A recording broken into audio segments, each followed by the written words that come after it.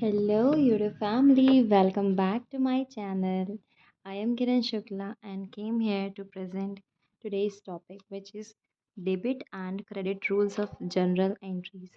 सब लोगों को पता है journal entry is very important. अगर अकाउंट्स का बेस क्लियर करना है मतलब जर्नल एंट्री आना बहुत ज़रूरी है। मतलब इतना जितना खाना खाना एक इंसान को ज़रूरी होता है उतना ज़रूरी है जर्नल एंट्रीज़ करना सीखना। ज़्यादा टफ नहीं है, बस कुछ बेसिक रूल्स होते हैं। जैसे लाइफ चलने के लिए एक रूल बना है, हाँ खाना है, उठना है, नहाना है, ये वो। वैसे ही अकाउंट्स समझने के लिए, अकाउंट्स में आगे बढ़ने के लिए कुछ रूल्स होते हैं, जिसको 3 पार्ट्स में डिवाइड किया मैंने, राइट? तो 3 पार्ट्स में मैंने जो डिवाइड किया है, वो हैं debit what comes in, credit what goes out. Second, debit the receiver, credit the giver. Okay? Third one is debit all incomes and gains and credit all expenses and losses. ये तो आप लोगों को समझ आ गया होगा, ये बेसिक सा रूल है, राइट गाइस? अब देखो, ये समझना बहुत ज़रूरी है, इतना ज़रूरी है कि समझ लो बस ज़रूरी ही ज़रूरी है, क्योंकि इसके बिना आप आगे बढ़ ही नहीं सकते, किसी कीमत पे नहीं बढ़ सकते। तो ये क्लियर कराना गाइस बहुत ज़्यादा ज़रूरी है, इसलिए मैं आप लोगों को बार बार समझाती हूँ, बेस क्लियर करो, बेस क्लियर करो। लाइफ में अगर कुछ बनना है कॉमर्स के बैकग्राउंड को लेकर, तो ये तो एकदम समझ लो स्टार्टिंग है। This is the first step, you have to know. Okay?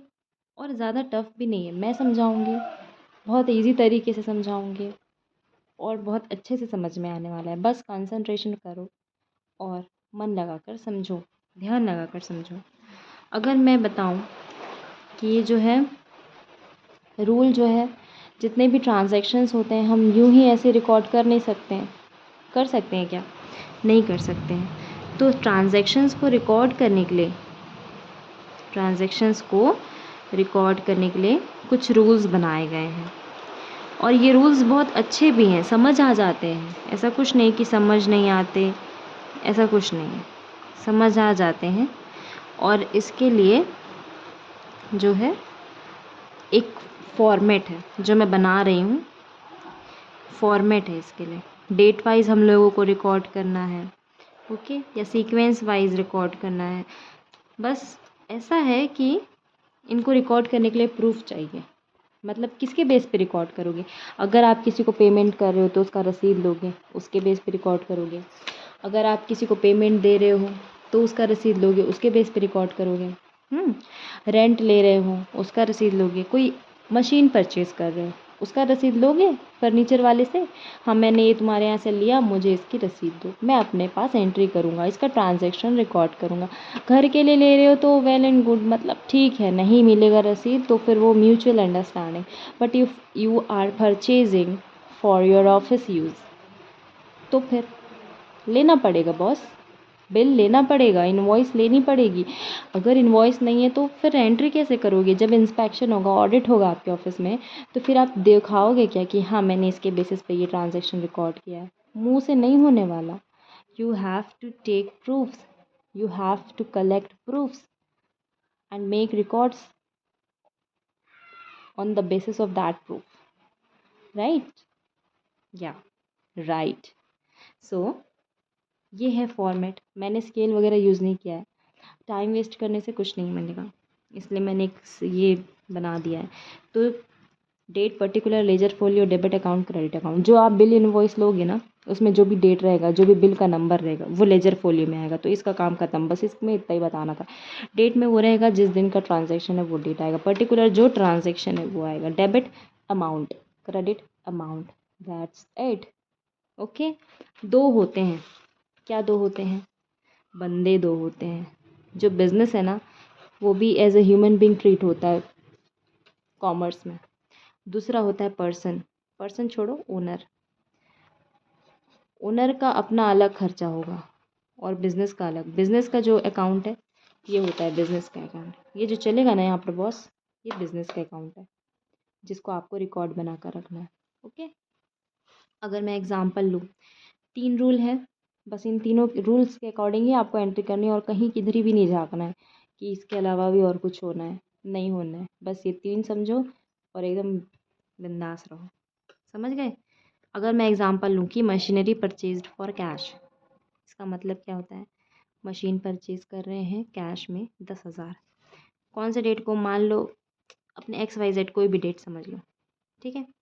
इस डेट पे मशीन परचेज़ कर रहे हो, तो आपके पास आ क्या रहा है?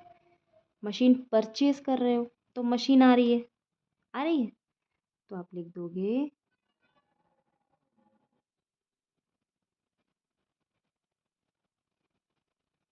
मशीन, ओह सॉरी, मशीन नहीं आएगा, परचेज़ आएगा। परचेज़ कर रहे हो ना, purchase account debit to cash क्यों होगा बॉस? क्योंकि कैश जा रहा है। Machinery purchased for cash 1 lakh, इसमें ये रूल लगेगा कि डेबिट व्हाट कम्स इन, यहाँ पर इन आएगा, debit what comes in, what comes in machine account to what goes out cash. और जो भी बिल नंबर है जिससे आप खरीद रहे हो ना, उससे बिल लोगे और उस बिल का यहाँ पर लेजर फोलियो में क्या करोगे? डिटेल डालोगे, यहाँ अमाउंट डाल दोगे 10,000, ये 10,000।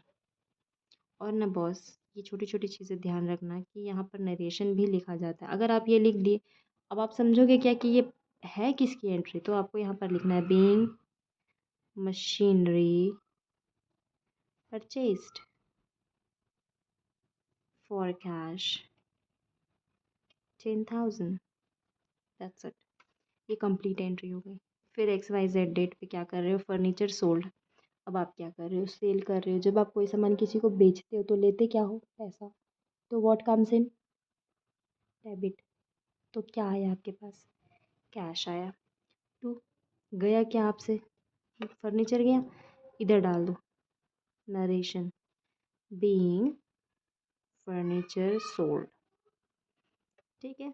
यहाँ लेजर फोलियो में वो डिटेल डालोगे, जैसे 15, 16 जितना भी इनवॉइस या आपके बिल पे लिखा होगा नंबर, इनवॉइस नंबर, वो डालोगे। यहाँ पर क्या डालोगे? अमाउंट। मैं 10,000 ले रही हूँ कॉमन, आप जितने का खरीदना है उतने खरीदो, इट्स योर चॉइस। इतना समझ में आया? आया ना? ठीक है। फिर अगर हम नेक्स्ट ट्रांजैक्शन की ओर बढ़ते हैं, देखो डील हम 2 तरीके से करते हैं। कभी भी बिज़नेस को रन करना है तो कभी कभी क्या होता है, हमें उधारी में भी लेना और देना भी पड़ता है। जब आप कैश में खरीदोगे तो वो कैश सेल्स हो गया, कैश परचेज़ हो गया। लेकिन अगर क्रेडिट में परचेज़ कर रहे हो तो वो क्रेडिट परचेज़ होगा, इसकी एंट्री अलग होगी, ओके? और सेल अगर क्रेडिट में कर रहे हो तो उसकी एंट्री भी अलग होगी। 2 तरीके से डील कर सकते हो आप परचेज़ और सेल को, इट्स ऑल अपॉन यू। पर अगर आप किसी से कर रहे हो, डिस्क्रिमिनेशन प्रोसेस चल रहा है, ओके? अगर आपने किसी को दे दिया है उधार में, तो फिर आपको एंट्री तो करनी पड़ेगी ना, और ऐसी एंट्री करना है रूल्स के अकॉर्डिंग। ऐसी एंट्री करोगे कि आपको फ्यूचर में पता रहे, हाँ ये हमने क्रेडिट में सेल किया था and we have to take it back, okay? So next transaction is good sold for cash. इसी का मैं एग्जांपल दे रही हूँ परचेज़ का, कैश और क्रेडिट परचेज़ का। गुड सोल्ड फॉर कैश, यहाँ पर कैश है, आया ना कैश? तो फिर बस सोल्ड सेल किए ना, तो कैश अकाउंट डेबिट आया क्या आपके पास? कैश आया, आया? तो आप कैश अकाउंट डेबिट टू क्या करोगे? सेल, क्योंकि आपने सेल किया है ना, कितने का? 5,000। सी मैं अब यहाँ पर फॉर्मेट नहीं बना रही हूँ, आप फॉर्मेट बना लेना, okay? I am doing it just रफली, just to make you understand. Second entry is good sold to X for cash 5,000। हमने यहाँ गुड्स किसको सोल्ड किया? आई मीन सेल किया एक्स, कितने में? 5,000 में, 5,000 में सेल किया। तो आपने जो है गुड सेल किया एक्स को कितने में? 5,000 में। तो फिर एंट्री कैसी होगी जानते हैं? एंट्री में ये होगा, कैश आया क्योंकि आप सेल कर रहे हैं तो ऑब्वियस सी बात है कैश आएगा। So what's comes in? Debit. What comes in? Cash. And what goes out? जो भी गया होगा सेल की हो गया 5,000 का,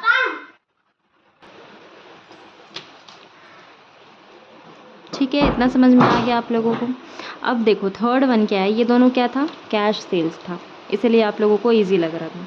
अब क्रेडिट सेल है, तो यहाँ पर आपको समझना ये है कि यहाँ पर कैश नहीं लिखा है ना, जैसे यहाँ पर लिखा है फॉर कैश हमने परचेज़ किया, फॉर कैश हमने परचेज़ किया, बट यहाँ पर क्या लिखा है, गुड सोल्ड टू एक्स 5,000 का, but no details about cash payment. So this is the hint for you, understand this one, कि ये अपना क्रेडिट सेल है। Which sale, credit sale. सो क्या होगा, एंट्री क्या होगा, क्या होगा एंट्री, यहाँ पर एंट्री होगा debit the receiver, excess account debit to what goes out, sale account, amount is 5,000, you can sell in any amount, it's your choice। समझ गए। और आप यहाँ नरेशन डाल लेना guys please, I am not writing any narration, narration यही है, being good sold, good sold, being good sold to x, इसी टाइप का नरेशन यूजुअली यूज़ होता है। Okay, just to clarify each transaction हम नरेशन डालते हैं। Okay, so let's move on to next entries. Cash paid to Rahul 1,000, अब यहाँ पर पेमेंट्स की एंट्री हो गई, राइट। जो थर्ड रूल है, debit the receiver credit the giver, basically जो पेमेंट्स होते हैं उसमें यही रूल लगता है। आपको जब एंट्रीज रूल्स याद हो जाएंगे ना, ये जो गोल्डन रूल्स याद हो जाएंगे ना आपको, आप लोगों को बहुत ईजी लगने लगेगा एंट्री करना। So cash paid to Rahul 1,000, तो Rahul's account debit. Why Rahul's account debit? Because Rahul is a receiver. So debit the receiver to debit what goes out. क्योंकि कैश जा रहा है, क्यों, क्योंकि हम पेमेंट कर रहे हैं। It's very easy to know that we are doing payments and the Rahul is the receiver. So Rahul's account is debit to cash account for 1,000. Cash received from Rahul. अब हम क्या है, अब गिवर कौन है, राहुल, तो क्रेडिट द गिवर। अगर Rahul credit हो रहा है तो ऑटोमेटिकली ये आपके लिए ट्रिक है कि कैश जो है वो डेबिट हो जाएगा 1,000 से। आई थिंक इतना समझ में आने के लिए बहुत होगा। And next is salary paid. Salary 10,000 अगर हम पे कर रहे हैं किसी को, तो salaries account debit to cash. Salaries debit इसलिए होगा क्योंकि कैश जा रहा है, तो ऑटोमेटिकली आपको समझना है कि सैलरी डेबिट में आ जाएगा 10,000। ओके, नरेशन आप यहाँ डाल लो, अंडरस्टूड। नाउ सैलरीज रिसीव्ड, अब आ रहा है हमारे पास कैश, तो cash debit, debit word comes in to salaries, debit word, credit word goes out, या क्रेडिट वर्ड गोज़ आउट नहीं, यहाँ पर सैलरी हमारे लिए क्या है, एक्सपेंस, तो credit all the expense and losses और debit all incomes and gains. ये जो थर्ड रूल है ना, उसके बेसिस पे ये एंट्री हुई है। सो आई होप कि वीडियो आप लोगों को समझ में आया होगा। आज तो वीडियो एंड करने का मन ही नहीं कर रहा, ऐसा लग रहा है बस पढ़ाती ही जाऊँ। और ट्राई करो, इलस्ट्रेशंस को सॉल्व करने की कोशिश करो। And if you are facing any doubt तो please contact me, email me or send me messages. Okay, so thank you, and please do watch my videos and like, share and subscribe my channel.